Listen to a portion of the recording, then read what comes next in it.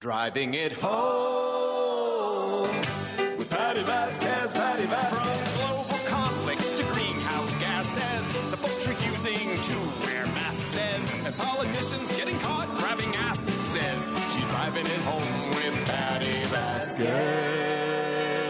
Yeah, folks, we are driving it home, but Patty's not in today. It is, again, the E and K show, or K and E show. We can do whatever you K want, and E, right? It's E and K is alphabetical. No, I think it was K. K and E sounds better, though. Okay. If you ask me, K and E. You always start with a consonant followed by a vowel. Is that the rule? Yeah, Ken and Elliott. It just sounds better to me. Okay. Yes, it's Ken Mejia-Beal. Hey, look, boom, said it. I said it right this time. Woohoo! We need like an applause bumper, you got something it. like that. You did it. And Elliott Serrano, if you were listening to the show. Yeah!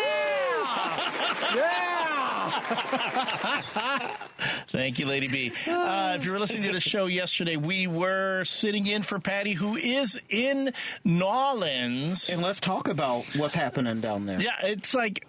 Okay, so if you're not following Patty on social media, I mean, she did post a picture on the Patti Vasquez show page on her own social media.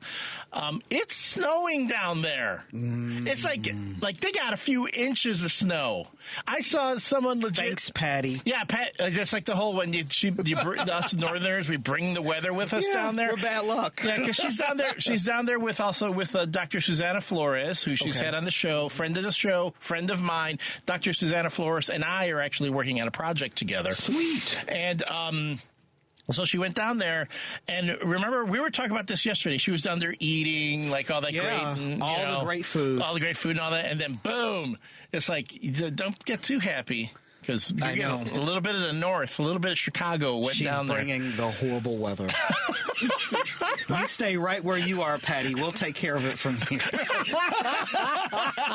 Don't come back.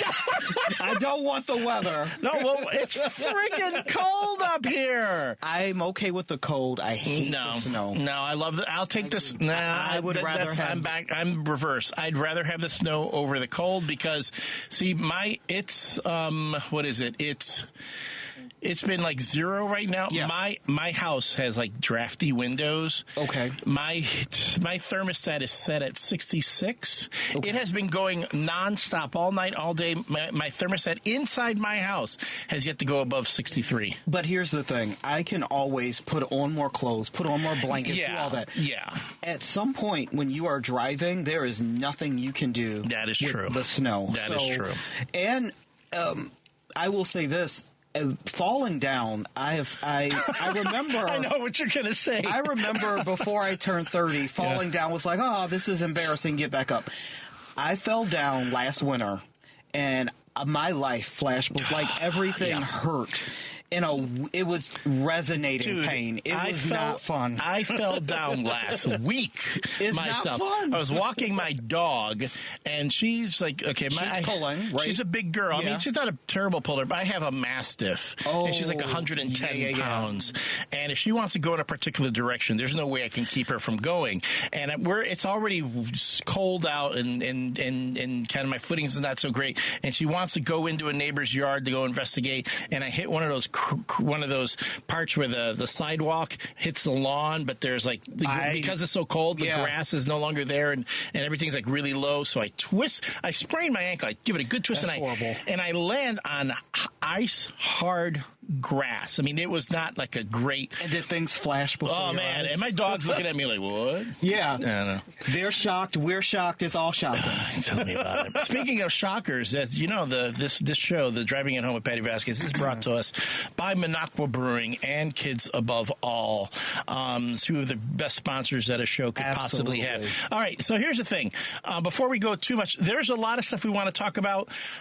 Yesterday was a very guest-heavy show, and we had a lot of really. Like I was listening to Joan Esposito's show on my drive-in, and I'm even looking at her text line right now because she had so many guests on. I don't think she was able to address a lot of the texts. Yesterday, when we were on air with our guests, the text line filled up and we couldn't address it. Yeah. So guess what? Today, No planned guests. We do have a lot we want to talk about. I was talking to Ken about a few things. So today is Fan Day. Fan Day, and you're the fan. Fan Day, and so that means if you want to chime in and talk about what happened, I know there's something happened yesterday which I completely ignored until I got home, and then I went on social media, and that was my mistake. But anyway.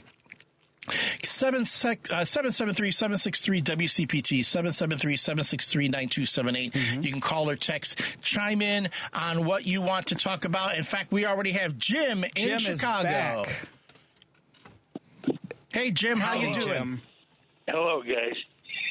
The first 100 executive orders from the insane dictator. The one interesting one is the 1,500 pardons of people that rushed the Capitol. He referred to them as hostages. I mean, this is how it's saying. This is where we're traveling in the country now. They were hostages. They weren't arrested and tried and had juries and so on and so forth. They were just hostages that the Democrats had taken. And we're supposed to swallow that. The other one is he's going to take away birthright citizens from everybody, even though it's in the Constitution since 1778 or 1780.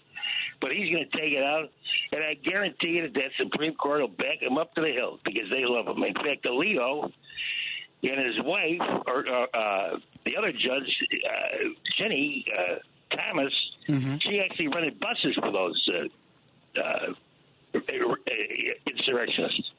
So, I mean, they were all behind that. They had the flag upside down. They're so behind Trump. But to me, what mystifies me is, what do they think they're going to get from this 80-year-old glamour boy who can't get out of the mirror? But, it takes 2 hours to do his hair. What do you think they're going to get out of this guy? Besides maybe crypto clearance? Crypto, that's a horse I used to bet on, crypto clearance. Crypto. Maybe they'll get some crypto dough. Well, I don't know what their motive is. Let me say this, Jim, and I think this is a big misconception. I think when we look at it as sane, rational human beings, we're looking at what they get out of it. I don't think they are expecting anything out of it. I think they genuinely get happiness out of seeing the rest of us miserable. I genuinely believe that's the way this is going to work. Yeah, but they belong to a secret sect, the Federalist Society. Leonard Leo, they paid big money to put these judges on the court, and they believe in this secret sect. They believe that apparently to them, the Federalist Papers must be at odds with the Constitution or something, but they're a secret sect. They're definitely a secret sect, and they swear allegiance to the Federalist Society. That's what they swear their allegiance to, not to the American public or law.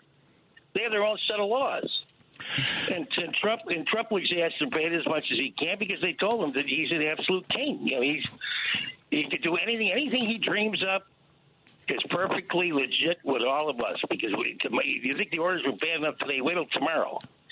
God only knows, And as Pritzker said, is the governor of our state said, this is the only response I heard that made any sense. We don't know what he's going to do. We have no idea what he's going to do. And that was the best response I heard. So, you guys have a great show, and thanks for taking my call. No problem, Jim. Talk to you soon. Okay, so those are great points. And I will say to Jim, and I would say to anybody else at this point, Trump can act like a king, but the reality is that the Congress can keep him in check. Congress can, not that they choose to keep him in check, but they can keep him in check.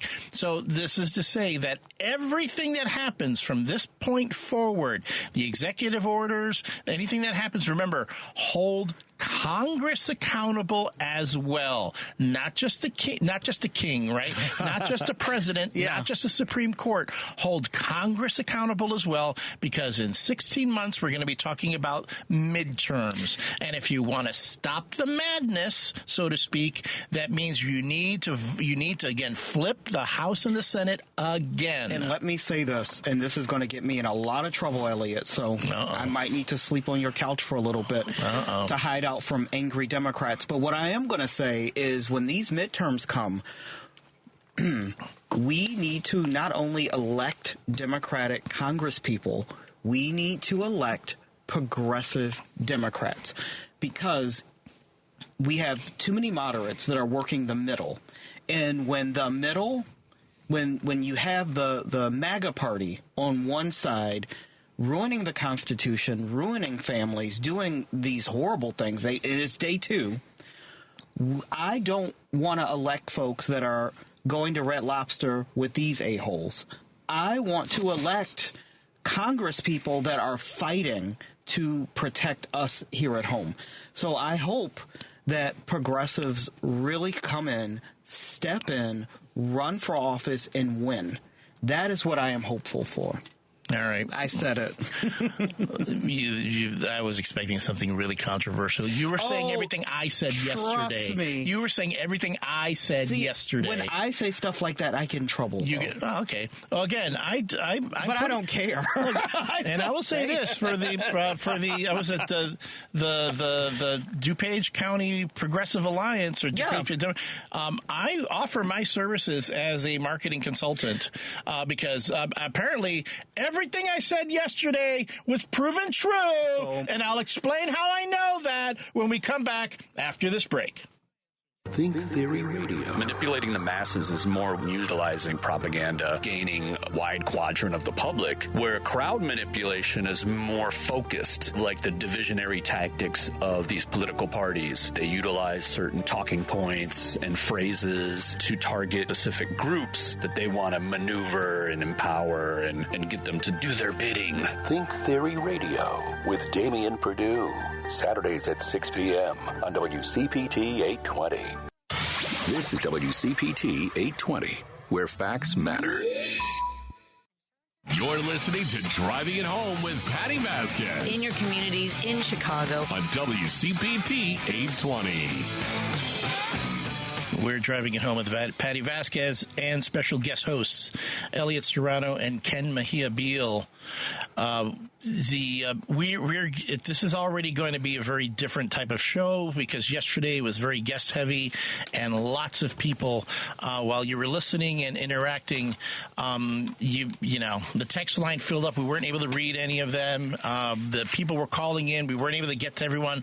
So today is a guest day. It's for everybody calling in. So, but before we do, it's about you. Yeah, we're switching roles today too. We are. I'm the captain. I'm the host, and you're the co-host. I'm the co-host. But that means you also get the live reads. And speaking of live reads, let's talk about tomorrow really quickly. Tomorrow on Choose Views, Richard Chu will be taking your calls and talking to Choose Views contributor Kurt Mullet, a.k.a. Hoosier Blue 63, and Dan Summons, director of Blessings in a Backpack, an organization that mobilizes communities, individuals, and resources to provide food on the weekends for school-age children across America who might otherwise go hungry. Choose Views weekdays from 6 to 8 a.m. Central on WCPT 820. Also tomorrow on Live, Local, and Progressive with Joan Esposito. Joan will be joined by Lisa Graves, host of the new legal podcast, Grave and Justice, Rachel Cobb, associate professor of political science and legal studies at Suffolk University, Fred So, policy director at Illinois Coalition for Immigrant and Refugee Rights, and Lonnie Nassiter, president at the Jewish United Fund. Live, local, and progressive weekdays from 2 to 5 p.m. Central on WCPT 820. It is. I've said this. I listen to Joan's show before we come in. I come in, like to prep myself. Yeah. See how the conversation's been going, and I told you this before we came on air. Yeah. It is so cool when Joan Esposito says that we're going to be the next. I know. Next up. I mean, she's a legend. She is a legend. Legend. Wait for it. Dairy. See, it's a legend. And speaking of legends, we've got Roosevelt from Chicago waiting on the line. Roosevelt, how you doing, my friend? Guys, thank you for taking my call, gentlemen. Course. Thank you very much. Okay, I understand yesterday was a blur, so I want to revisit our conversation because I don't think you guys had enough time to. I will say, Roosevelt, you did say one thing, though. No, you're right. But before you go, but I'm going to let you go into because we have more time today. Don't worry. We have more time. Right. But I did want to say this. You did. I took home with me some of the stuff you were saying, I was thinking about it, and it's something that I've told Ken, I've told Patty, I've told anyone I talk to. It's the freaking Air Bud syndrome, okay? The Republicans, like, they take the rule book and they totally ignore it. They have a dog playing basketball when the rules say the dog can't play basketball, but we're like, but the rules say you can't do that. Right. The Republicans don't care. Their dog is out there dunking on us. Yep. Yeah, so anyway, go on, Roosevelt. Okay, so yesterday, I hope you remember some of the what we were well, at least what I said, because I said a lot of stuff, and you guys were basically running out of time. You didn't have a chance to respond. You had a guest and so on. So I want to revisit that conversation, and I want to say something else. Today, it just so happens that Tom Hartman, I don't know if either one of you heard Tom Hartman's show today, but it just so happened that a caller basically said the same thing that I said yesterday. And Tom Hartman agreed with him, and this is what Tom said. He says, if they control, they as the other party, because I'm going to say what I said again, there is no such thing, in my opinion, there's no such thing as a Republican Party right now. It's Trump's party, okay? Let's just call it like it is, to me. Okay, so what do they control? The Supreme Court and the media. That's what Tom said. Now, they've been doing that since Rush Limbaugh. We don't have that. So yesterday, I added on the fact that we're constantly, when we lose, we're analyzing and then dissecting and autopsies and all that stuff. But why don't we analyze the opposite? The opposite party, I'm not going to call it the Republican Party, Trump's party, and how they win. Now, you would think that a criminal that has been charged for 34 charges, was found guilty, was charged of sexual abuse, you would think that he wouldn't qualify to run for dog catcher. He couldn't get right now flipping burgers, which is what he basically did, a photo op, photo video, whatever, a video op. So you would think that we would have enough checks and balances so somebody like that does not run. However, it's the opposite. Now you're going to have people that basically a record from here on. There's no going back. How are you going to get that back? How are you going to get checks and balances on somebody like this? This was the top of the line person, an example of somebody that should never run. Now, he got an answer from Canada because he wants to make Canada a 51st state. Somebody in Canada says we could never be a part of the United States because we have laws that does not let a sexual abuser run. So that's what I wanted to say. It's basically it. And to me, as long as they have Fox News, look what happened to Fox News. Basically, they paid their fine, and they're continuing to lie. They continue to mislead our young people. And what did you see yesterday in the inaugural? Who was Trump surrounded by? Media, billionaires. That's who's going to control our government. And to add to it, as long as you buy Trump, as long as you pay him off, you're basically doing organized crime. That's how he's going to run this country, in my opinion. And that goes with everybody else. As far as other countries, all they have to do is give him the candy, and the child will do anything you want him to do. And that's what they are. They're all children. Look at Elon Musk. He just made a statement that he's so happy, and he says that's cool that we're going to be going to Mars and sticking an American flag in the planet of Mars. They're all children basically playing with and using their money for their own entertainment, to me. And they know how to buy Trump. And they bent the knee for Trump, all of them. So what do you think of all that I say? Okay, that's a lot to unpack. Roosevelt, you put a whole show's worth of topics into a 5-minute combo. Now, Roosevelt. We're done. We're leaving. But I do want to say this, and it is something you said, and I do want to talk about it as someone who has written about and worked with a lot of sexual assault survivors. I myself am a sexual assault survivor. I want to say the reason that does not resonate with so many people in this country is because sexual assault is not taken as seriously as it should be. It is taken as a one-side, he said, she said thing. It is not taken seriously. It is built into the patriarchy. It is not considered as vile as it is. So I do want to touch on that just momentarily, that sexual assault in this country is not taken as seriously as it should be. And another point to some of your other points, Roosevelt. I mean, you're looking at the triumvirate of government, government, media, and legislation, and we've talked about this on the show before. Patty's talked about it for a lot. Even before she was on WCPT, when she was on the other radio station, she talked about it. That the conservative movement, the right, has played the long game. They always do. They played the long game with their messaging. They knew that if they bought up all these little radio stations all across the country, that they controlled the dissemination of information to on the local level, and that's where people were getting their news before. I mean, this was before social media, mind you. Correct. But they knew that if you control where the information goes, then you can kind of steer where things are going. And now it's taking the next step, going into social media. Now, not so much that we have to disseminate information through our radio hosts and whoever. It's, of course, the Cambridge Analytica case that was went to court, a few years back, where they knew that they could go in, take the data, and use it. Push the certain, as they say, the levers of social media to influence the vote and influence the perception that people had of the different candidates. So it's not so much that Russia, quote unquote, bought the election, but they were able to kind of influence the election in one direction or another. And mind you, that's stuff that even the United States has done, like in South America and other countries. So it's nothing terribly new.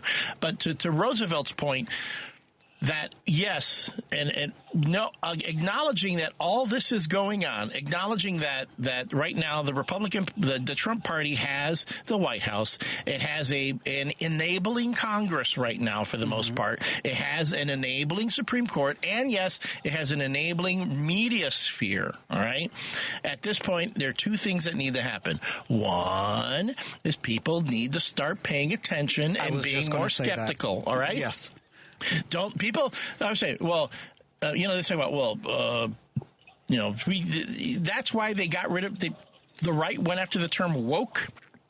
Because when you were woke, it meant you were aware of the system and its injustices and what was being done. So they made woke a pejorative. And again, I offer my services to the Democratic Party, as far as marketing and messaging. But it's time to take the Trump playbook and use it. And if you want an example of someone who's using it and using it extremely well, it's the new guy up north in Canada who wants to be the new prime minister. I've seen interviews of his. He does the same thing that Trump does, and yet here's a weird thing. And he's like one of those really, haughty strongman types. Yeah. I go, but I like him. I'm like, oh, this guy's cool. Well, the problem with and we talked about this before, but we will talk about it later when we get back. Yeah. Roosevelt, thank you so much. Roosevelt. When we get back, however, before we go on break, just a reminder that Driving It Home has two new podcasts, Driving It Home full episodes and Driving It Home featured interviews. You can subscribe to one or both. The podcasts are available on Spotify, Apple Podcasts, TuneIn, iHeartRadio, YouTube, and Amazon. Just search for Driving It Home with Patti Vasquez or get the links on Driving It Home show page by visiting heartlandsignal.com and clicking on Patty's picture. We'll be back to finish up. You know that you can listen to Chicago's Progressive Talk on WCPT AM 820. Stream us live at WCPT820.com and on the TuneIn Radio app. Or you can ask Alexa, Siri, or Google to play WCPT from TuneIn. But now you have another option. We're simulcasting our programming overnights. 8 p.m. to 6 a.m. on WSBC AM 1240 for a clearer reception in and around the city. Chicago's Progressive Talk, WCPT 820. And now overnights on WSBC 1240 AM, where facts matter. You're listening to WCPT 820 because facts matter. Patti Vasquez is taking your calls now at 773-763-9278. Driving it home with Patti Vasquez now on WCPT 820. This is Driving it home with Patti Vasquez with special guest hosts Elliott Serrano and Ken Mejia-Beal. It's only been a half hour so far in the show, and it's been going at a breakneck pace here. Yeah, it has. We had Roosevelt call in. We had Jim call in. I'm looking at the text line right now from the 312. Again, looking at Joan's text line, in addition to ours, a lot of folks were giving Joan her props. But this person said, hey, give Roosevelt his respect. He is spot on tonight. He always is spot thoughtful on, and accurate. So I'm going to give Roosevelt that. And I'm glad I was able to give him more than the 2 minutes that we gave him yesterday. Also, in regards to the birthright citizenship. Yeah. From the 773, according to Patch.com, Illinois just filed suit against Trump regarding birthright citizenship. Mm-hmm. It's things like this pushing indivisible Skokie, Morton Grove, Lincolnwood to sponsor Zoom meetings featuring the candidates of contested elections in the upcoming municipal elections on April 1st. The first one is tomorrow with the village clerk for Skokie. See the Facebook page listing on Patch.com. Electing progressive people starts before the midterms in 651 days. Absolutely. The municipal elections are in 69 days. And then I'm sorry, Judy from Morton Grove sent that in. Here says, people can get more info on our Facebook page, our event listing on Patch.com. So it's starting with the Village of Clerk, Skokie, tomorrow evening at 7:30. I'm trying to forget. Judy, I'm scrolling through the... Hold on, I'm scrolling through the text here. Can you please give us the name of the Facebook page so that I can give that out, Judy, and people can find that? So yes, I tend to get this. Okay. Let's talk a little bit about messaging here for a moment, so we give this a moment to breathe. And I want to also say an interesting thing happened last night and this morning. Because when we had the show yesterday, and you had Ms. Mayer from the DuPage Progressive Alliance, remember? Yes. And we had that talk with her about getting elective progressive. And I kept saying how, the problem with Democrats is that when they get into messaging, they get into the weeds with policy, and it's like trying to get people to eat their vegetables. Yes. And I said, people don't want their vegetables. If you want those vegetables, you got to figure out a way to take those Brussels sprouts and wrap it in bacon. Wrap them in, yes, wrap it in bacon. Okay, but then that whole thing happened. Okay. And then you sent me something. I did. That you said made you laugh. For 10 minutes straight. And in a nutshell, because we can't play it. We cannot play it, but G-rated. It was a comedian who is a lesbian comedian, and she was saying that Democrats' messaging is too long. It's too... We assume that Democrats know everything. So we'll say HB 15555, blah, blah, blah, blah, blah. And what Republicans are literally saying, and I will paraphrase this, she goes, do you not want men in the women's bathroom? Vote for us. It's quick. It's really easy. And that was, it's not as funny. You would have to watch it. The joke, because I can't, I would never be invited back. Don't give out the comedian. We'll look it up and look at the comedian, and then we can tell you her name so you can hear it. But to that point, what was the messaging this past election? It was the eggs cost too much. Yes. Rent is too high. Yes. It seemed like everything that the Trump campaign was throwing out. I mean, the Harris campaign was kind of on their heels most of the time because, the rent's too high. People need this, need that, and then it's like, what are you going to do about it? And then the Harris campaign would come out and say, okay, this is what we're going to do, and give an explanation. Whereas the Trump campaign got to say, well, we have a concept of a plan, Right. And so, to me, to that point was, look, I know we have this idea that the average voter wants answers to certain questions in a lot of cases, but if this past election taught us anything, it's the last message that you tell them before they go to the ballot booth is what sticks. And let me talk about the concept of a plan, which we all made fun of. But here's the reality is most people, and this is the problem with long messaging, we are busy. We are working. We are doing stuff. We are living our lives. And that's why I don't believe that most liberal radio or our news programs last, because we tune in and we tune out. We have lives, unlike conservatives. But anyway, we have to keep the messaging short. We have to be precise. And also, when you are running for office, you cannot put your entire policy on the table and allow the other side to pick it apart before it's even begun. We are sitting ducks for that. We will put an entire policy out there, let them pick it apart, and then they only have a concept of a plan. We are opening ourselves up for an attack. President Obama did it the best. He said, yes, I hear your problems. I have a solution. We have hope. We're going to change it. And he would walk off the stage. That is how you do it. You don't give the opposing team your whole game plan. Well, it's insane to me. That's what I would always say. I got on this show. I remember during the election, and I would be on this show with Patty, and people were talking about, well, Harris hasn't done this, Harris hasn't done that. I'm like, for goodness sake, someone tell me what Trump has said. Give me his plan. How is he going to make things cheaper? I have yet to hear a plan. And you never will. I go on another. I also I'm at a. Okay, again, I'm a free agent. For those in radio, mind you, I'm a free agent. But if anyone wants to make a honest man out of me, just give me a contract. But I go to a somewhat conservative radio station in the western suburbs, and I sit in on their shows there. And mind you, on those shows, I kind of had, in the beginning, rein it in. I did. In the beginning, I didn't, and I got into a lot of trouble that first day I was there. Because I actually went the day after. I was there for the election and the day after the election. And when I went on, the day after this election. Yeah, this past election. So you were heated. I was quite heated and quite grumpy.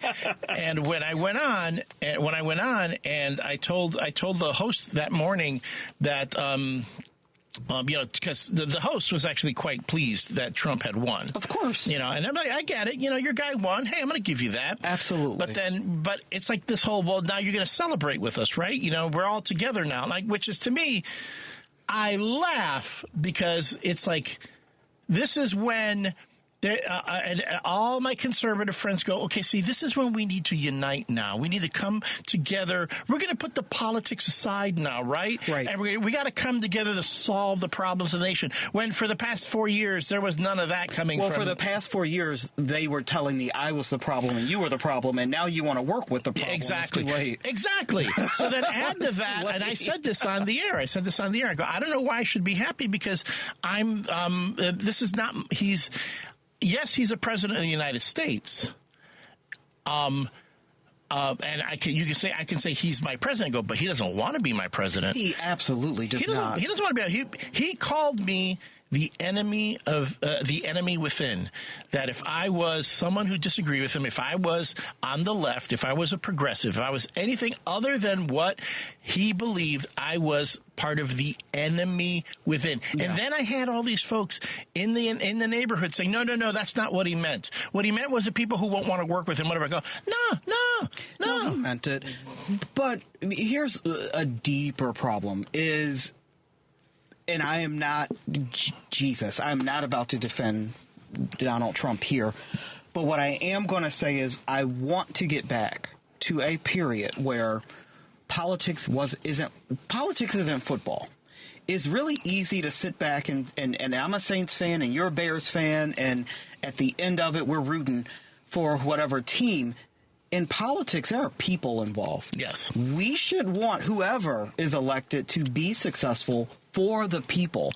And because of the craziness that we've gone through and because of his attacks on the people, we can't be there. So whatever happens, I do believe that when someone wins an election, we should want them to be successful. I hope that maybe he doesn't. I mean, he's already proven that he hates people. So I can't even hope for that. But what I am hopeful for is in the future, we can move past a lot of the party BS and move to what works for the people. This is back to the messaging as well. Yeah, it's back to the because there are a lot of folks, but to the point, too, that I had all these folks calling in and going, well, no, that's not what he meant.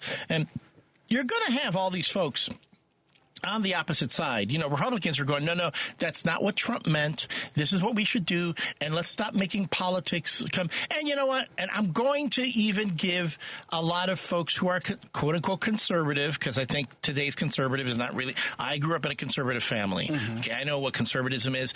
Today's, as Roosevelt said earlier, this is not the conservative party. It's not the Republican Party. It's the Trump Party. The Trump Party. Which is, okay. The thing that gets me. Oh, hold on. Boop, boop, boop. Hold on. I love this. Oh, boy. Oh, well, okay. From the 847. Okay. I'm interrupting myself here. Okay. Just for a second. Because here, you're both blabbing, talking in circles, blaming poor Democratic messaging, and completely dismissing disinformation's effects on the election result. Really? You know, okay, let's talk about that. Can I tell you something? Can we blab on about that? Or? Well, I'm going to say I do think I'm blabbing a little myself because I'm trying to be more concise with my bit. Go for it. But there is a valid point here. Yes. When it comes to disinformation on the election results. But I will say 847, just so you know, do not come to me with this idea that the votes were altered or the machines were hacked or anything like that. I don't believe that. If we're going to say that, because that's what the Trump side said in the last election. Yeah. So anyway, but yes, disinformation was tremendous, and that goes back to the way the Trump campaign handled all the different things that came up during the campaign, all the issues that to this day I still don't understand how they a lot of the corporate media says this now, that the American public trusts Republicans with the economy more than Democrats, even though Republicans historically do poorly with the that is true. But I do want to touch on a little bit of the disinformation. I also believe a lot of disinformation comes because folks are not getting their news from reliable sources. Yeah, but what's reliable, though? Well, let's talk about that. There are reliable sources of news. Very, very few of these news sources are mainstream at this point. Yeah, but who has? Yeah, I'm saying to your point, who has access to those sources of information? I do the BBC. Yeah, but that's you. I listen. I get the average mom, dad, person. I get that works, the average person. So, but if we're going to talk about disinformation, right, we have to talk about the fact that the news media is now run based on capitalism and based on money, and it's based on ratings. Absolutely. So they're giving you what they think you want. News gives what keeps money in the bank. Yeah. And unfortunately, we tune into craziness. We tune in to see what Donald Trump is going to say next. We tune in record numbers. We don't tune in to other things in that way. So they're giving us what they believe is going to make them money. No, you're absolutely right about that. You're absolutely right. And to the point about disinformation, I don't want to disregard that. That is a very valid. But and it is true. It is true. But the Democrats really, there's a lot they can do. They can do much better. But guess what? We got to talk about that after this break. Oh, okay. Alexa, play WCPT. WCPT from TuneIn. You're listening to Driving It Home with Patti Vasquez on WCPT 820. Oh, man, the show that happens during the break is almost as uncensored. Is as good as but can't go over the air. No, of course because there are things that would. I like CPT, and I do not want them to lose their license because of some of the stuff we say off air. I'm very well mind behaved. you, incredibly, and I'm not streaming on my TikTok today because thank God. Because it was a bit too much of a hassle when I did that yesterday, and we couldn't get the sound through and blah blah blah. I'll figure it out some other time, and then maybe be able to do that. Can we jump in though? Jump in, yeah. Well, can we jump in with Ben, who's been waiting? Ben from Rockford. How you doing, Ben? Welcome to Driving It Home. Hello, Ben. How you doing?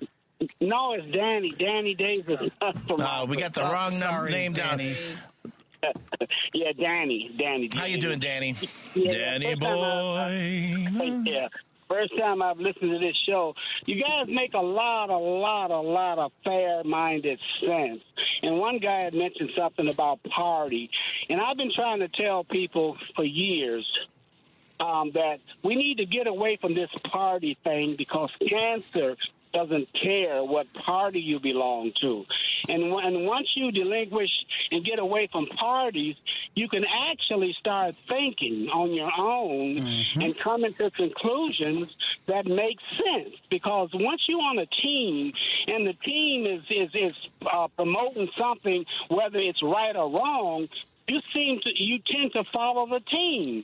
And there are more individual thinkers than there are party thinkers. I've been saying that for years. Thank you for saying that. Yeah. And I'm the kind of person who I'm an older guy. I've been around. I just had my 75th birthday. Happy birthday. I'm a 4-time cancer survivor and doing great from prostate. But anyway, that's another whole story. But I'm saying that we need to start thinking as individuals and doing what's right. Now, you look at, I'm gonna talk about something that nobody has been talking about as it relates to this election. Now, Kamala Harris did everything that she possibly can do to try to be fair. She even said she'll sit down with the enemy to a certain extent. But what we have to realize that the reason that Kamala Harris lost the race is because of color. And this is something that people don't want to talk about. If you would have ran a puppy, he should have beat Donald Trump. Denny, come on. Denny, come on. Don't you realize that when the United States of America elected Barack Obama, that racism in America was, eradicated? We're in a post-racial society now. We're talking about no, that's crap. We're talking about a woman now. Yeah. We're talking about a woman. When you're talking about a woman. So not so much color as sexism now. Well, there's a combination of both. Yeah, that's it, and incorporated with color. This country, see, you guys sound like some fair-minded guys, and what y'all need to do is sit down and have a conversation with me for about 5 hours, because I can talk for the next 50, 60 hours. But what I'm saying is white guys who are fair-minded need to blend in with more brown people and get understandings about the things that we talk about. Now, look at this DE. Wait, hold on, Denny. I'm gonna interrupt you for just a second. You do realize that you're talking to a black man and a Puerto Rican, right? Oh, that's great. Okay, just making sure. Because when you said white guys need to, I go, I'm not. We just looked at each other. The cameras aren't on, but I can't. Don't take my black card, please. But you guys, you speak very, very, very, very, very, very, very well. So we're even better now. See, when you're white, you can be reasonable. When you're a Puerto Rican and a black man, wow, you're really good now. Hey, that's why I guess that's probably why y'all sound the way that y'all sound, to be honest. Because this is kind of unusual. I'm just snorting. Denny's digging that hole. He's digging that hole. Yeah, but for what I'm saying is, honestly, I've done some radio myself here in Rockford. I was on one of the stations here for a while, and I do a lot of speaking. I'm involved in a lot of things. You'll be surprised. But what I'm saying is I am a fair-minded person who deals in reality, whether I like it or not, I'm not I don't really have opinions, and I tell people that all the time, because I deal in factual evidence when I come to my conclusions. Whether I like it or not, I don't take it personal. I take it the way that it is, because I'm a realist, and I look at things and I understand how people are so messed up, man. People are really messed up. I was raised to have integrity. I was raised to have honesty. I was raised to have fairness. And when you look at what they put in this office, this is just unbelievable. Look what the man just did. What are these people going to say now? But I'm going to tell you something, and I'm going to say another thing here. This thing has always, it's not about race, because there's only one race. It's always been about color, and I'm going to hit you with something. It's always been about that white girl and that black man. And I'm going to put that in context for you. I'm going to put it in context. My grandmother used to say the same thing. I'm sorry, please explain it. That is cold truth, man. And as me being a musician, professional musician at 15 years old, I play all kinds of instruments, involved in a whole bunch of different things. As a matter of fact, I don't know, can I say it on your radio if I got Just clean it up a little bit, because I know what you're going to say. Go for it. No, I'm going to say something. No, I'm not going to say that. I already know where you're going. Yep. Believe me. I don't know, and I got scared there, so I'm not going to go. We'll say that off the air. Yeah. I was getting ready to say something else. I got a new business I started, but I guess I can't do that on your radio station, so I won't do it right now. I'll tell you about what I got going on. That's going to be good for the public, and I'm an inventor. I got a lot of things going on. I'm getting ready to, I got something that's going on now that's going to be totally mind-boggling. As a prostate cancer person, I'm working with a urologist now. I might have a cure for metastasized prostate cancer. Okay? Now, that's another whole story. If I ever have some time, I'll go into detail about all of that. I'm an inventor. I got a patent. I'm working on 3 or 4 more patents. And it's a whole bunch of stuff as it relates to that. But what I'm trying to get you guys to understand is that I see what's going on here. Now, getting back to that thing that you thought I was going to say, but I'm not. You got a minute, Denny. I need you to bring us home. Go on. The other time. It's always been about race. It always will be about race in the United States of America, because I have been preaching that this is the woman's year. Women should have came out and supported this lady for president. White women failed. And I cannot understand why they did what they did, because we have a lot of independent white women now don't be listening to their racist husbands, those who are racist. Not all, because if it wasn't for good white folks, the Underground Railroad wouldn't have never worked and things wouldn't work. And my best friends are 2 white folks who live in my neighborhood. But what I'm saying is we have to be open and fair and accept what is real, not accept for necessarily what we want. We have to accept what is real and fair. Be fair-minded, and I'm going to tell you, we'll get along real good. I'll call you back again, because like I said, I can rant on and on and on and on. I got so much to say that I don't know what to do. But anyway, I'll call you guys again, because you guys really sound pretty good. Thank you. You have a good one, Denny. Thanks so much for calling in. And we'll talk off air, but I do want to say,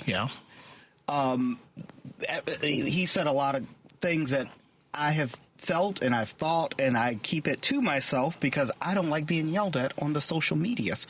But I don't like it. But back to, a little bit of what he said, a little bit of what we were talking about.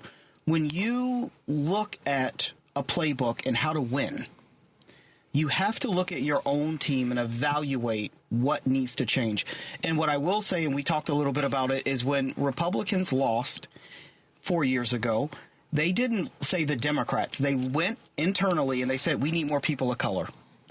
We need to lay off the gays. We'll just attack the trans folks. They set up a playbook and they reevaluated and they won. And my big issue with Democrats, and I get crap for this all the time, is we tend to, our number one thing is to look at the Republicans and yell at them. We have to look internally and say, what do we need to do to get these voters? We don't do enough of that. Yeah, well, Clinton did that. Clinton did great at it. Clinton was very good at using the Republican playbook. Yes. And as you said, Obama was very good at it. Very good at it. And real quick before we go to the break, to address Denny's bit about, the parties that we shouldn't have. Well, the founding fathers considered not having multiple parties. The problem with when you don't. Okay, here's the thing, and he always said it.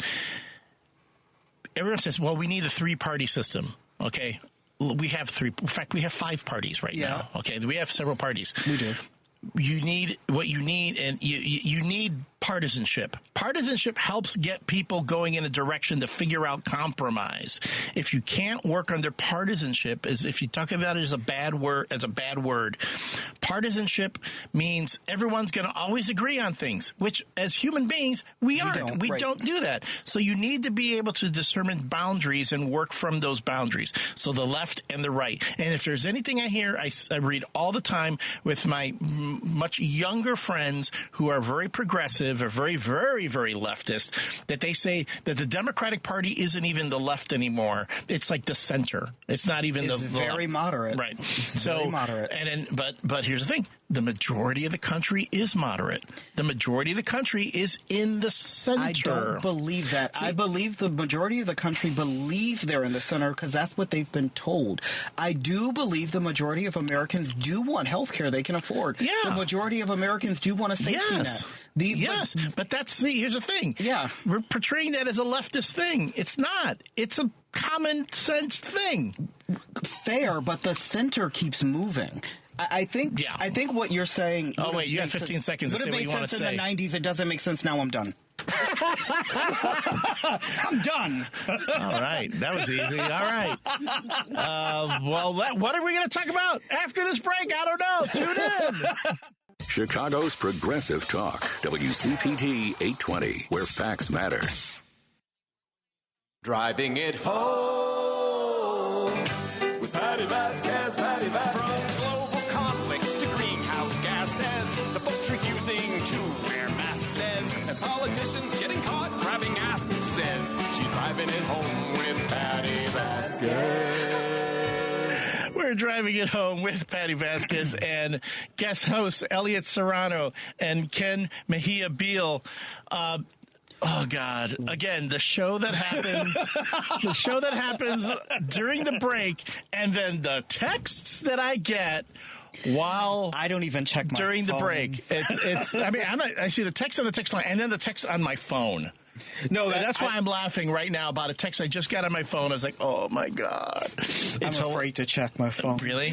I'm terrified. But anyway, for folks who are wondering, Patti is still in New Orleans. Making it drizzle. Drizzle. It's snowing down there. Yep. It is snowing in New Orleans. It got a few inches of snow. And speaking of cold weather, we want to welcome Minnesota in KTNF AM 950. And for those of you listening on WCPT 820 on the Heartland Signal, a shout out to our friends up in the north, the Great White North. Like Minnesota is like a Canada Junior, if you ask me. I love Minnesota. I've been there. So it's a great state. Great really everything. Great people, great friendly. Yes. They have everything. Great baseball teams, football, basketball, progressive tax. It's great. A great governor. They have a great governor, and they have, I don't know the name of it, so someone please feel free to text us. There's this wonderful English pub there that is amazing. Yeah. Great beer. So, love it. So, hey, welcome Minnesota and KTNF AM 950. Yeah. For those of you who are listening to us on the Heartland Signal or watching, is the Facebook streaming just without video? Okay, so anywho, But speaking of Heartland Signal, if you haven't already, you can follow Heartland Signal on X, Facebook, TikTok, Instagram, and Threads at Heartland Signal, one word, and be sure to check heartlandsignal.com for daily updates. And then, of course, this show will be made available as a podcast after it's done. Mm-hmm. Our show yesterday, too, was available as a podcast. Yes. So if you missed it, and all the great guests that Ken had on when he was in charge of the show. And when he was in charge of the show, I don't know if you heard me a whole lot, because when the guests were on, I was told to shushy. I got that thing with the hand where Okay. I did not know you switched parties in the middle of the commercial break, because that was a lie. That was a lie. I thought that's called a radio bit. That's called a radio bit.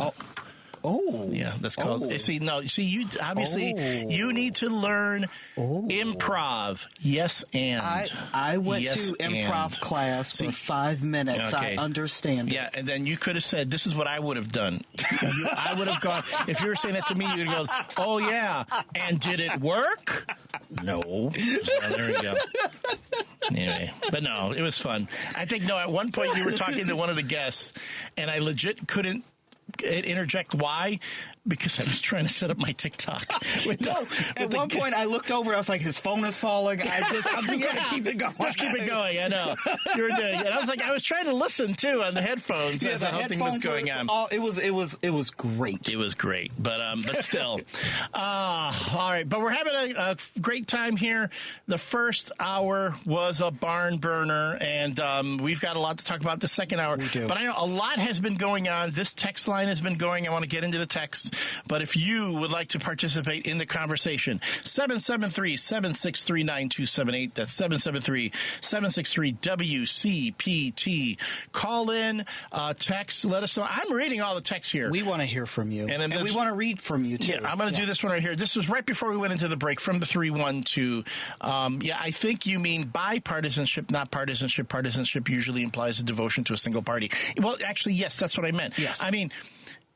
bipartisanship means you're working together. Yes. But people treat partisanship, meaning like your devotion to your party, as a bad thing.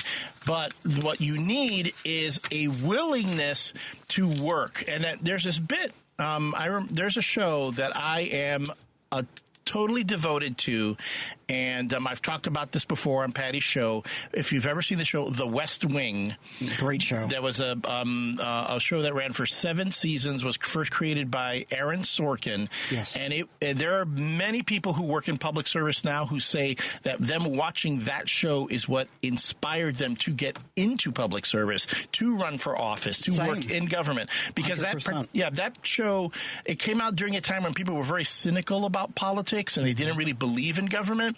And Aaron Sorkin was showing about how the people who work at the White House and in government, what they want to do and how they want to help. And there's a bit in there when they're discussing the thing about partisanship and bipartisanship, and how in the very beginning, as I said, the founding fathers considered not having any parties. But if you don't have parties and there's no structure there, you know what you end up with? You end up with You're going to end up with division anyway. You end up with carnival and parliamentary government. Yes. Okay, that's the thing about a lot of times when I have folks come to me and say, "Well, we need," again, I said this before the break, we need a 3-party system. No, we do have 3. In fact, we have first we have the Democrats, we have the Republicans, we have the Reform Party, we have the Libertarian Party, and we have the Green Party. We do. So we really have 5 parties right now on the national ballot. Okay, so it's not like that's making that big a difference. Why? Because these other parties never get involved on the local scene. They never get involved in local elections. I have yet to see someone in my township, outside of the Republicans and Democrats, from the Green Party. Well, there was a time I'd see Green Party from time to time, but I never see someone from the Libertarian Party, the Reform Party, or often the Green Party. Let me say this. I believe that's because it's almost impossible because of the statute set for them to get on the ballot when it comes to petitions. So they pick one. I do believe in ranked choice voting, and I think ranked choice voting would fix that. I don't think. See, I disagree, because I think people do not pay attention to the 2 that they have, let alone have the number of them. Fair. But that's me. Okay. Okay. All right. I asked before the break also, we're talking about the municipal elections happening in 61 days. And, yes, the name of the Facebook page that you can look up for information on the different candidates and such is Indivisible. It is Indivisible Skokie Morton Grove Lincolnwood. There you go. So go to Facebook and do a search for Indivisible Skokie Morton Grove Lincolnwood. People can also email indivisibleskokey2024 @gmail.com. Because, again, we give so much attention to the national elections, the midterms, the presidential, but there's a lot of local elections going on, too. And that is where a lot of, especially in certain areas, a lot of conservative folks run uncontested. They build their war chest, and then they run for larger offices. Our smaller elections are so important because it sets the ground stage for these people to run unopposed, get their name ID up, and create damage on a small level, and then they grow. And more in the text line here. You're probably aware, this is from the 708, you're probably aware of Facebook automatically having everyone following Trump, Vance, and Melania. We need to block them. Might be due to following Biden and Kamala and automatically switching, but it's giving Trump the effect of having everyone liking and following him. And I'm not sure if you already discussed this. Well, we have not discussed this. We'll get this. We're going to get to this. Trump pardoning all those January 6th people is really alarming, giving them the feeling that violence is okay and they'll be bolder to do it. Hey, guess what? Trump says it's okay to assault a cop. Yep, he sure does. I thought he was the law and order guy. The law and order guy. I thought we backed the blue. They don't. Well, unless you're a Capitol Police officer, that doesn't count. They're not. Are they cops or are they not? Well, they have badges and guns. So maybe are they? However, we want to. They're cosplay cops, according to the Republicans. I'm sorry, according to the Trump Party, Capitol Police are not real. Okay, you heard it here. Capitol Police are not real police; they're cosplay cops. According to the Trump Party. According to the Trump Party, sure. Trump Party, they're cosplay cops. Yeah. Because you can assault a cosplay cop. According to the Trump Party. You're not really backing, they're not blue. They're kind of blacking. But Trump and his whole entire party is filled with hypocrisy, so that doesn't surprise me. Yeah, that's true. A lot of hypocrisy. Well, whatever. We have plenty to talk about, but it'll come back after the break. This is Driving It Home with Patti Vasquez, guest host Elliott Serrano, and Ken Mejia-Beal. We'll be back after the break. Because facts matter. You're listening to WCPT 820. You're listening to Driving It Home with Patti Vasquez on WCPT 820. We're driving it home Driving It Home with Patti Vasquez with special guests, hosts Elliott Serrano and Ken Mejia-Beal. You were always impressed that I could say Mejia correctly. Yes. You know why I can say Mejia correctly? Tell me. Because I'm Puerto Rican. Right, but you didn't say it correctly. No, yes. I didn't say Ken Mejia-Beal. I said Ken Mejia. I said Ken Mejia-Bill. For some reason, I kept saying the Bill part at the end, and I have no idea why. It's like my brain couldn't handle. I'm just a Bill. I'm not real yet. One day you'll be a law. Yeah, I'm not a law. I'm just a Bill. Wow, that was a deep cut, folks. We just went in. All right, and so we're here. Patty is in New Orleans, and where it's snowing. Although the food is still pretty good down there. So, it's amazing. But Patty should be back this week. I think she'll be back on Thursday, if I'm not correct. If I'm not, she has another guest host tomorrow. Who's hosting tomorrow? Do we know, Lady B, who's hosting tomorrow? I'll make sure to give them a shout out before the end of the show. That out. All right. So we were talking about a bunch of things at the break. I kept getting the texts are coming in, folks. 773-763-9278, 773-763-WCPT. Call or text, folks. Thank you so much for those of you who are calling. Thank you, everyone who's texting, even those of you who are calling to correct me. whether it's my I'm not precise enough in my language, or in saying that the America is only a two-party system. As from the 708, the Green, Libertarian, and Reform Party have never held a seat in the Congress or Senate. Google it. America is a two-party system. All right. Okay. I want to ask the 708. Jesse Ventura, was he a Democrat or a Republican when he was the governor of Minnesota? They said congressional. Yeah, no, I know that. Oh, okay, sorry. But if you're only a two-party system, that means you can only be a Democrat or a Republican for any office. Well, I think I'm inferring here, but I believe what they're saying is in theory, we have lots of parties, but in reality, there are two. Yeah, but see, if the Reform Party candidate can win a governorship, then in theory, they can also win a congressional seat and a Senate seat in the same state. But they haven't. Well, why is that? Because I don't know about every state in the country. What I do know in Illinois is it is harder for Green Party candidates, Reform candidates. Is it impossible? Well, no, it's not impossible. Okay, but it's harder. Hard. Oh, so then because it's they hard, have to get more petition signatures. It's harder. So it's so hard. Don't do that. It's so hard. So because it's harder for us and the system is against us, we're not able to do it. Okay. Correct. See, here's the thing.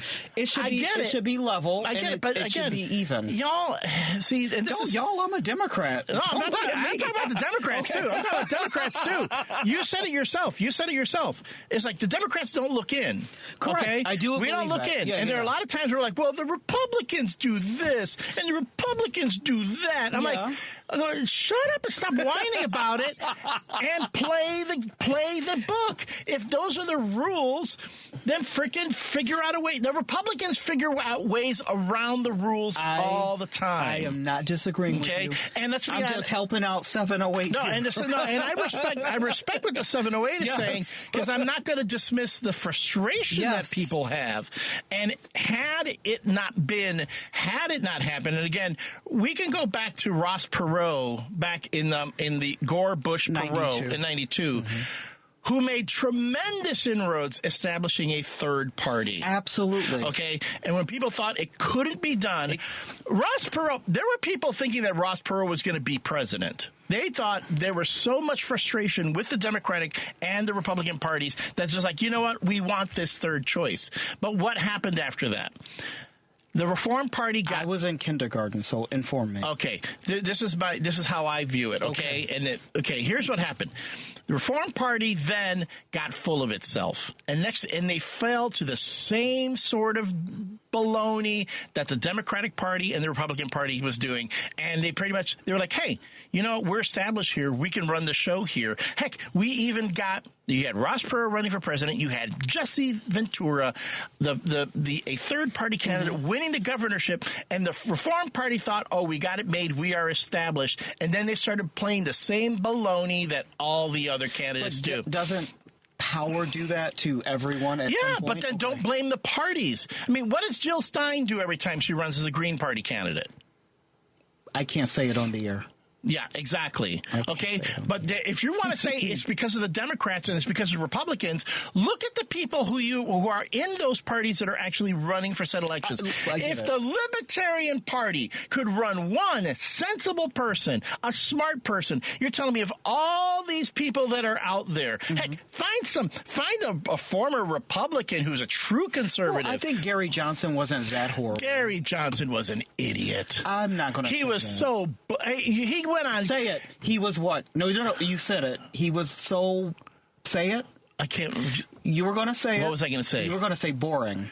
Oh, no, that too. But he was bumbling. I mean, he was saying, no one gives me enough, no one gives me publicity. I can't get on the shows. Then he goes on Chris Matthews. Remember the whole Aleppo thing? Then he goes on Chris Matthews to talk about, Chris Matthews is giving him softballs to go up there and even then, he's like, he didn't know how to come up with answers to the most basic questions. And I'm there going, if you want me to trust you as president. No, I get it. You should be able to do this. No, I know. Yeah, I didn't vote for him. So I'm saying, when it comes to the other parties, here's the thing.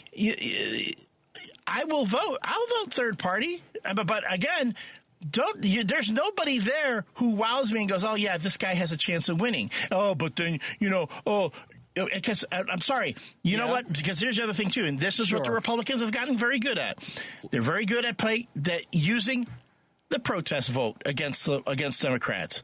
They know how to divide on one side and go, look, there might be more Democrats. There might be more people on the left out there. There might be more progressives out there. Yeah. But they can't agree for nothing. That's what we're going to do is let them disagree on stuff. All our guys, we're going to get together here on the right. We're going to band together. And even though we have fewer people on our side than on their side, because they can't get their acts together and all vote for one person, we're going to get our guy, which is essentially how Trump won. That is exactly how Trump won. So then we were talking about... You just said it in a nutshell. Yeah. That's what happened. To me, it's the whole... So when we start back, but it's only a two-party system. Oh, we can't do this, we can't do that. Folks, I'm getting tired of hearing to me, that's excuse-making. Well, it's complaining, and I hear you, and I'm just... pointing out that it is an uphill battle to run as a third party. With that said, I have no desire to. In my world, there are electable Democrats. I just wish that the Democratic Party wasn't so against primaries. That, for me, is my big issue with the Democratic Party. I don't want to switch parties. I just want competitive primaries. Yeah, but when you have competitive primaries, you know what you hear? Tell me. There are too many people. I don't know. Remember, in 2020. No, I'm sorry. Yeah. 2020.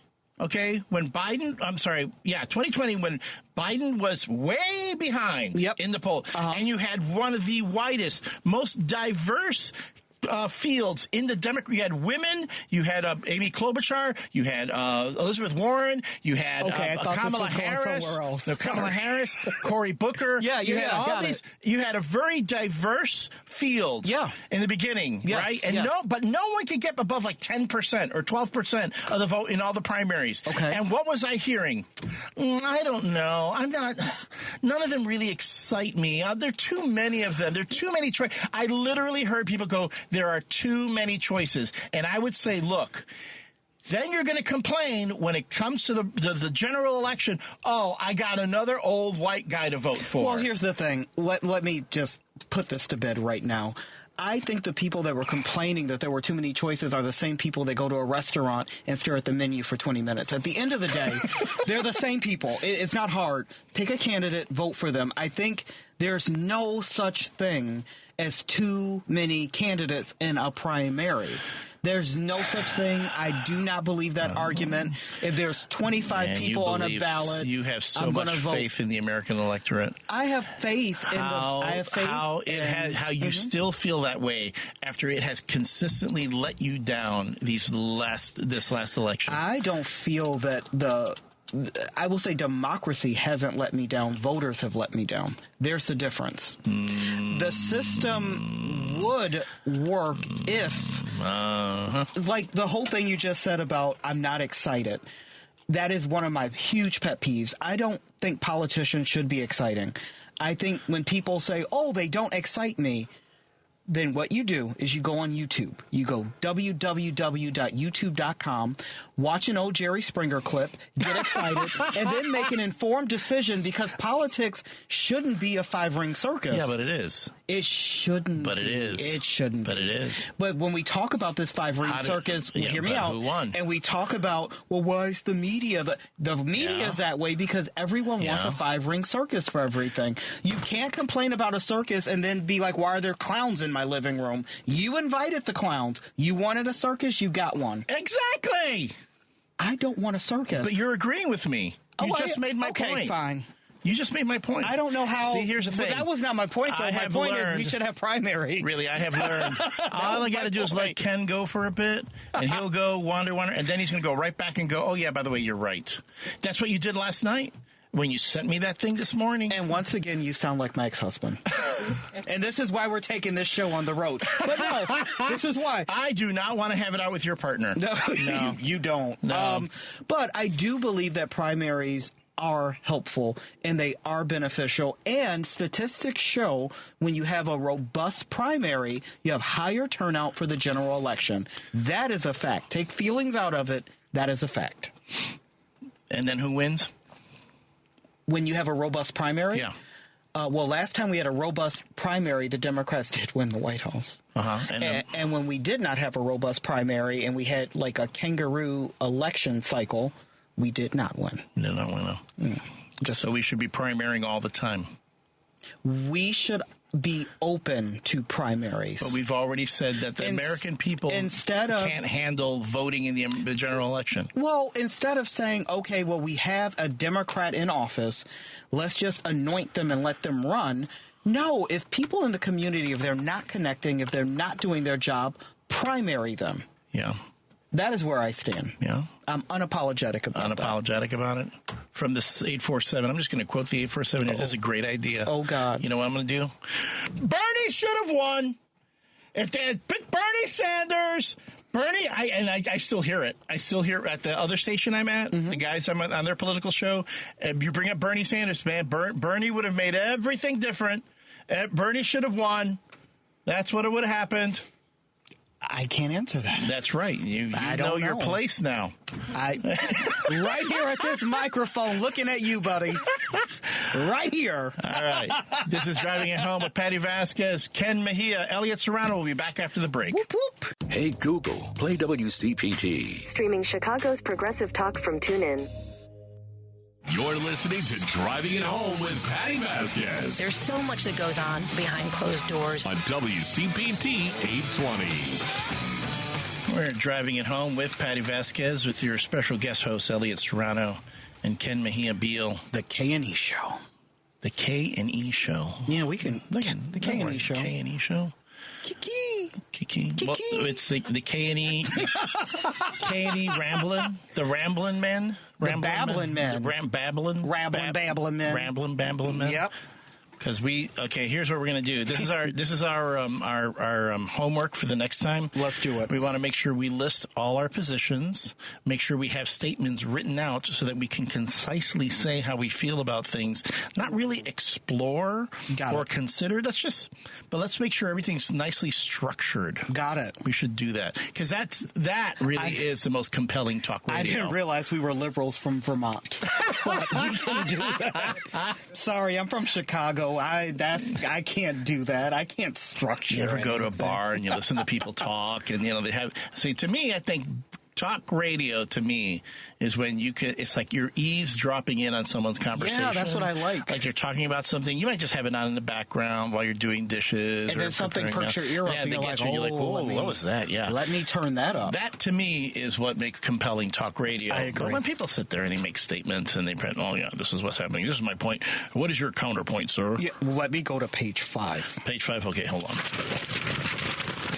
Yes, I disagree with your position because page 7 tells me to. All right. Boom. Okay, hold on.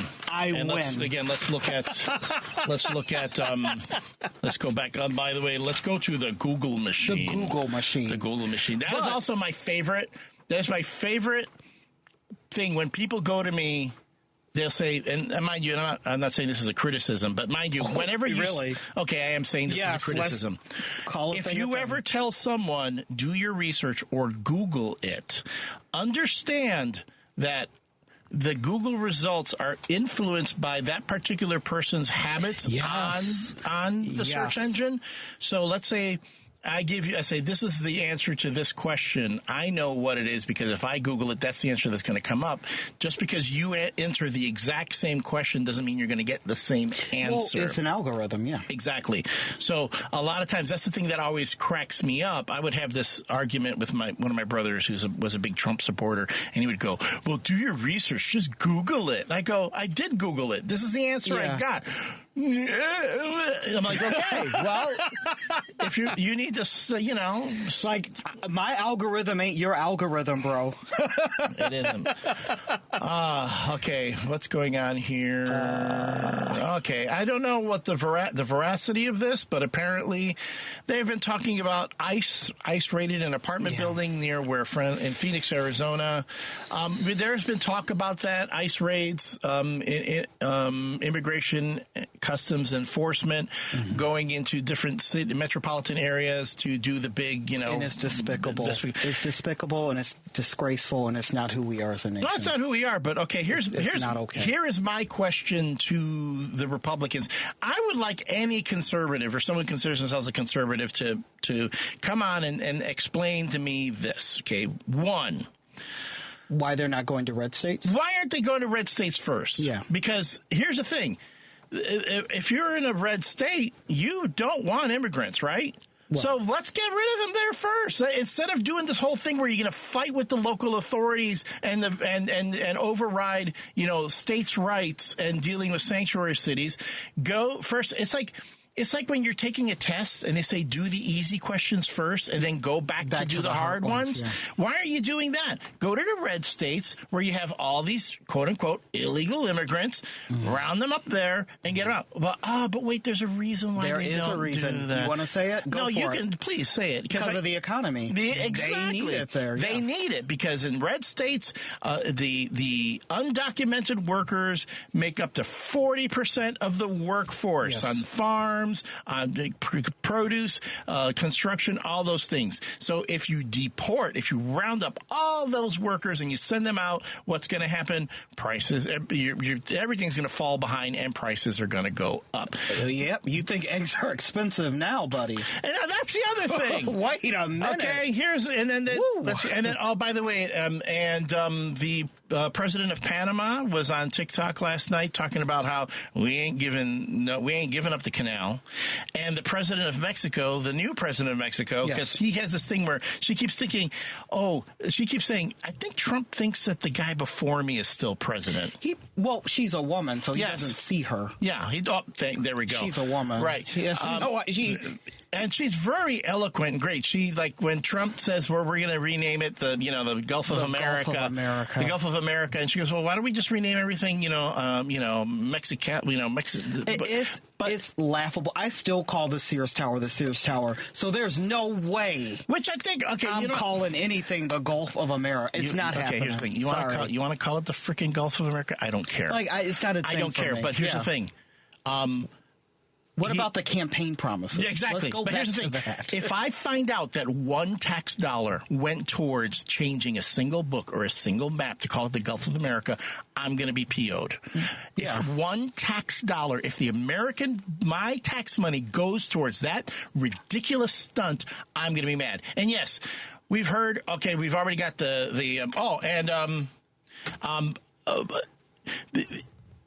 I haven't heard of all the executive orders that Trump signed. Not a single one addressed the price of eggs.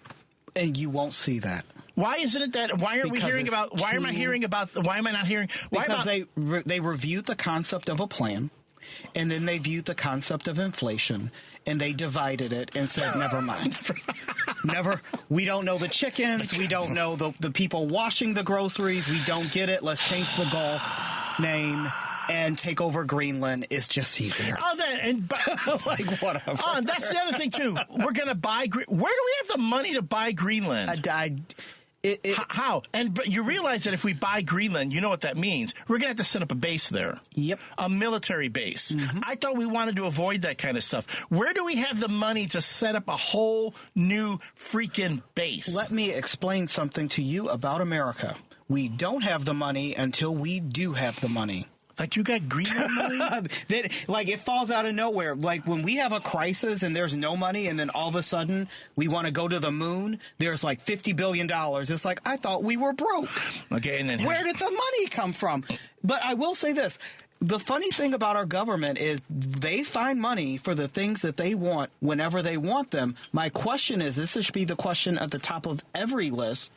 When are we fixing the water in Flint, Michigan? They still haven't done that? No.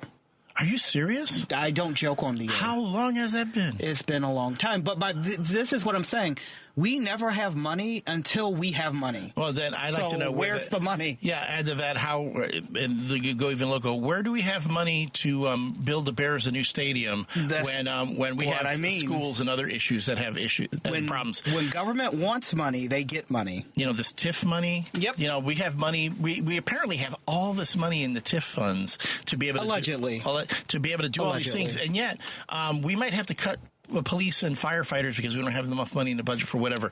And then we're doing this thing called spitballing, apparently, where we're just talking about stuff. I'm sorry. Let me get you back. Let's talk about the 14th Amendment. Well, real quick, before we get to the 14th Amendment, okay, and I will just go off of this. Why is it that the Powerball can give $1 billion out to a single person, yet none of that money is helping the schools? That's a great question. That'll be free to the show. We'll spitball that next time. Okay. But we do have to make education a priority in this country. That's number one. Which gives me my next segue. Yeah. When it comes to education. Yes. Can you educate me on this, Ken? How is it that if Donald Trump takes an oath to preserve and protect the Constitution of the United States, right? Not even an hour later, he can sign an executive order pretty much dismissing the 14th Amendment. I can answer that. Okay. So explain it to me like I'm a 3-year-old. Fine. So when he took the oath, there was a book that he was supposed to touch. He didn't touch the book, so he can do whatever he wants. He did not put his hand on the Bible. Man, that's voids out everything, so he can do whatever he wants. I saw that. I thought the guy had to have put his hand on the Bible at some point. I watched it. He had his hand by his side. Melania was holding the Bible. Yes. He never touched it. And yet he had his other hand up as he was taking the oath. He never touched the Bible. The 4 horsemen would have come down and wiped us all out. And I'm serious. I'm there going, how did he get away with that? When Barack Obama misspoke one little line of his oath when he was doing it, the Republicans lost their minds. Yeah, well, they lost their minds because his name is also Barack Hussein Obama. And then when you want to take your oath on anything other than a Bible, they say you can't do that. It's against the law, which it's not. But they lose their freaking minds. They do. And yet Trump never put his hand on the Bible, and I think we're the only ones talking about it. No, other people, especially our listeners, they're talking about it. They are talking about it. But so seriously. Now, to answer your question seriously, I don't know. I mean, everyone's already saying that he can't do that. It's illegal. Now, folks, the 14th Amendment can be repealed. It can be. But that's an act of Congress. Correct. It's not Congress has to do that, and the states have to agree. The president can't just come in and go, I don't like this, I'm getting rid of it. That's like, remember how whenever Barack Hussein Obama or Hillary Clinton, they're going to take your guns away. She's going to repeal the Second Amendment. They're going to get rid of the Second Amendment. And I go, but a president can't do that. Correct. So, but now he's doing that with the 14th Amendment. Well, that's what happens when you elect a man-child for president. And again, people are sitting there going, oh, well, that might be a problem. It could be debated in... No! Right. I know. Why aren't we impeaching him now? He broke his oath of office. He's broken it twice. An insurrection one, and now he's attacking the Constitution too. Got it. Congress doesn't have the votes to do anything, number one. And number two, and this is very unfortunate, it seems like he is like a cockroach. He can just keep going and going. And it is so infuriating as a person in this world that tries to do right and believes in karma that it seems like he can just do whatever the hell he wants to do. You know, you insulted cockroaches just then. I did. I apologize, cockroaches. Cockroaches actually are very resilient animals. They are very resilient. You know what else is resilient? Break time. Break time. This is Driving It Home with Patti Vasquez. We're going into our last break. Elliott Serrano and Ken Mejia-Beal. Call us quick before we go. We'll be back after the break. WCPT 820, Chicago's progressive talk, where facts matter. Patti Vasquez is taking your calls now at 773-763-9278. Driving it home with Patti Vasquez now on WCPT 820. We're driving it home with Patti Vasquez and special guest hosts Elliott Serrano and Ken Mejia-Beal. It's I should be saying it backwards. Ken Mejia-Beal and Elliott Serrano, because this is the K&E show. The K&E show, and to be honest with you, you can drop the Mejia. So just Ken Beal? You can KB. I like KB it up. KB and E. KB and E? All right. We'll figure it out. All right. Real quick. During the break, when again, the show that happens during the commercial is almost as much, even more fun. And also not. Because facts matter. Because facts matter. Yes, we do have a base in Greenland. We do have, it came from the back, Elliott, because facts matter. I got a nice sheet here explaining that the Pacific Space Base, B2FIC. I highly doubt you're pronouncing that correctly. No, it's phonetically spelled here. I can't even speak English well. Formerly known as Thule Air Base, is located in Greenland, a country within 56,000 people. We do have Space Force base there. Yeah.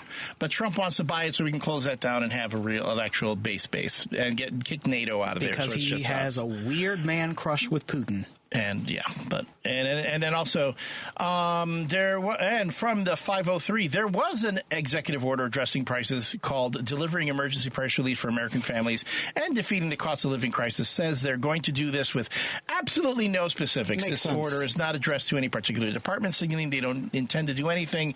The only concrete action is that the Assistant to the President for Economic Policy provide him a report every month. Thank you, 503, for that. So the next time a Trumpster comes to me and goes, but President Trump signed an executive order saying that he's going to bring the price of ice down. We do the rest of the show with you talking just like that? That was bad. That was bad. Every Trump supporter I've ever met north of the That's Mason the way they Dixon sound line. in my head. Yeah, and me that too. includes my little brother.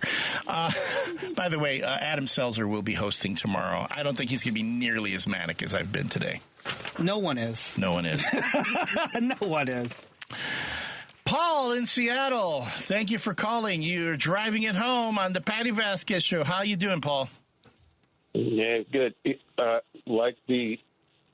guess that was a text from the 503 saying that Donald Trump's executive order on that was meaningless. His executive order on the 14th Amendment, I was just thinking about this, is also absolutely meaningless to say that we're repealing birthright citizenship. Mm-hmm. And the reason is because the 14th Amendment doesn't say that. It doesn't say birthright citizenship. And the way amendments are done, like, it's completely correct. Is, the 14th Amendment can be repealed, but it either has to say, such as the 21st or whatever, the second that repeals the 18th Amendment against, it just says the 18th Amendment is hereby repealed. Otherwise, the Congress has to write something to replace the 14th Amendment.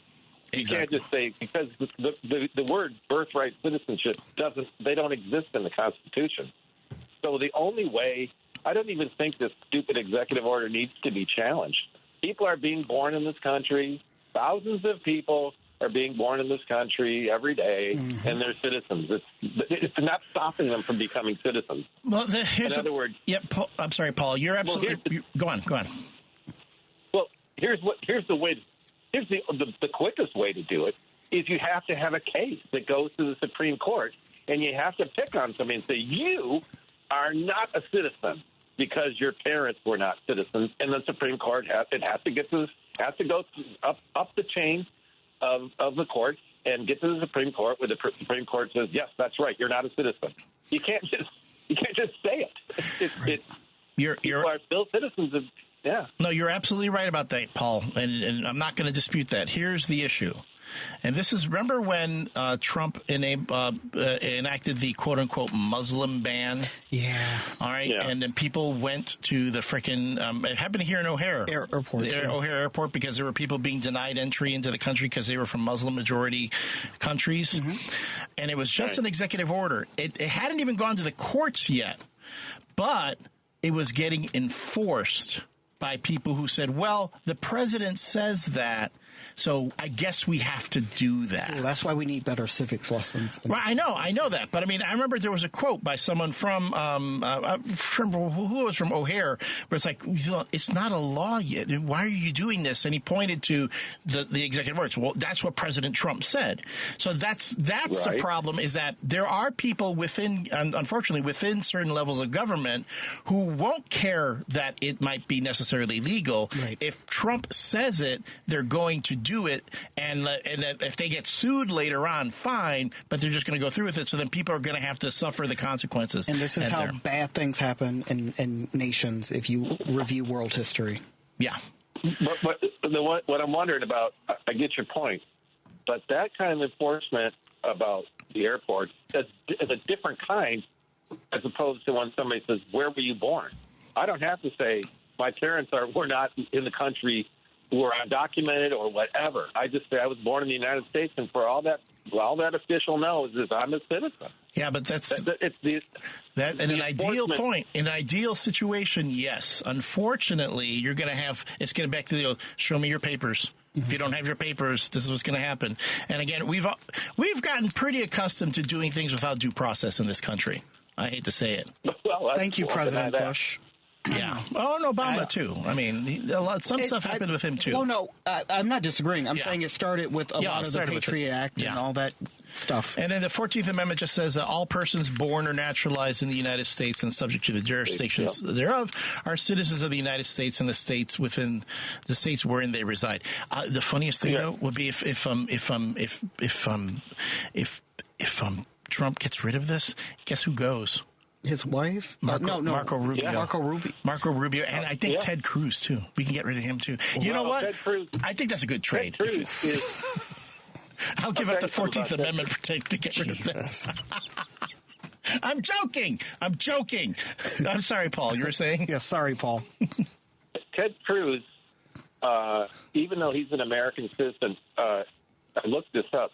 Ted Cruz can never be president because even though he's an American citizen now, when he was born in 1971, Canada, he's a Canadian. His mother. Yeah, he's a Canadian. Even though his mother was an American, he cannot be naturalized because when he was born in Canada, Canada did not allow dual citizenship until 1977, based on the Citizenship Act in Canada of 1946.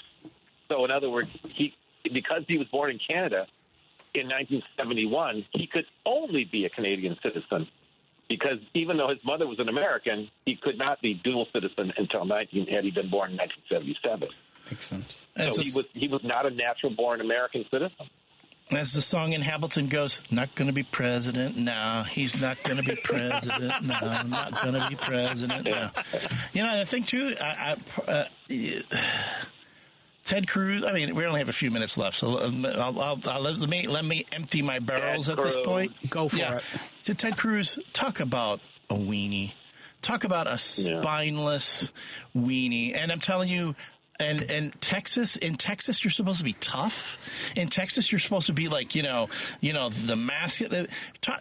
A man talks about your wife, insults your wife, and then you carry his water? How's that for a Texan? Oh, and then you take the family to Cancun when your constituents are dealing with an ice freeze? How do people vote for that man? I'm going to say a word. Primaries? Yeah, but that's Republicans. They do their thing, and I'm really, No, I just say in general. I mean, with all the stuff that Ted Cruz does, how does anyone even have respect for him as a man? Does anyone respect Ted Cruz, or do they just vote for him because he's been there? No, what the word. Oh, we lost Paul. Sorry, Paul. The word about Ted Cruz is just that he could get shot on the Senate floor and no one would complain. I believe it. Everyone would turn and not even see it. That's how big a weenie Ted Cruz is. And you know what? And not that he's ever going to hear this or whatever, but I would say this to his face. I mean, I won't talk. I will never say anything about you behind your back that I won't say to your face. Oh. And I would say, Senator Cruz, you're a weenie. You're a spineless. You have no self-respect. You have no ethics. You have no. Not even very masculine. No cojones. Yeah, thank you. No cojones. I gotcha. Guy's got no cojones for being from Texas too. Well, he's not really from Texas. I know, but still, it's like it's really sad. Yeah, he's not really from Texas. And Trump didn't touch the freaking Bible. No one's saying anything about that. I did right here today, folks. I'm telling you. All right, we're wrapping things up. Ken, where can people see you on the socials? Thank you for that. At Ken Mejia-Beal, please go to my page, sign up for the newsletter. I'm the treasurer for Youth Outlook. We're an organization that helps LGBTQ youth at youth-outlook.org. Yeah, from this 269, not one police union or fraternal order of police organizations has spoken out against Trump pardoning the traitorous J6 criminals. They are Trump supporters. I don't get it. Okay, here's the thing. I don't understand how cops can support a mob boss. But I saw The Departed. I know how that works. I mean, it's let's be honest, a lot of cops like their mob bosses. And there's a race thing. I said it. And I'm not sorry. There's a race thing. I mean, I have black friends who are on the force. I mean, I'm not going to say that about all cops. Whoa. Talk about the system. I'm from a cop family. I don't believe all cops are all anybody. So you're not an ACAB kind of guy. You're like, okay, no, neither do I. Do not get me in trouble. Well, yes, the police force did start going after slaves. So yes, that's the reason we have police officers to catch slaves. All right, man, talk about a way to go out. I know. You're supposed to take us out on a good note. This has been. Ken Mejia-Beal and Elliott Serrano. We've been your guest hosts on Driving It Home with Patti Vasquez. Come back tomorrow when Adam Selzer will be sitting in here, and trust me, he's got a different vibe, a much less manic vibe than we do. Coming up next is Randy Road. Thank you for joining us, folks. Peace out. Be good. Be kind to each other.